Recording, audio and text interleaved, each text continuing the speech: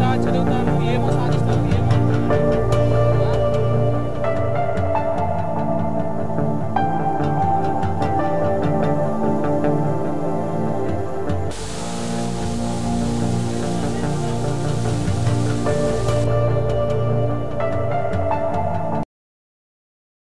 ఏంట్రా శంకర్, అందరూ అక్కడ ఎంజాయ్ చేస్తుంటే నువ్వు మాత్రం ఏదో మూడీగా కూర్చోన్నావు. ఏం చేయమంటావురా, నాకు ఎంజాయ్ చేయాలని ఉంది, కానీ మా నాన్న తిట్టింది గుర్తుకొచ్చి మనసు ఎందుకో బాధపడుతుంది. అరే, పెద్దవాళ్ళు ఏదో తిడుతుంటారు, అవన్నీ పట్టించుకోకూడదు. ఒక చెవిని విని ఇంకో చెవిని వదిలిపెట్టాలి. లేదురా, మా నాన్నకి ఎంత కష్టం కలిగించి ఉంటే గాని నన్ను ఆ మాట అని ఉంటాడు. ఏమన్నాడురా?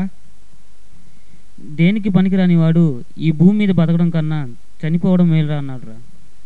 తిట్టింది మీ నాన్నే కదా, ఇప్పుడు తిడతాడు, రేపు దగ్గర తీసుకుంటాడు.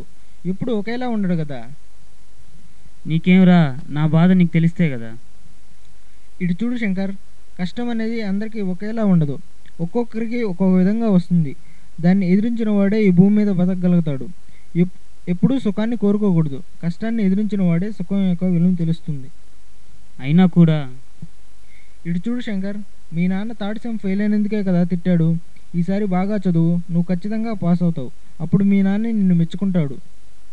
Okay Ashad. Okay, it's common. లే, అందరితో పాటు ఎంజాయ్ చెయ్యి.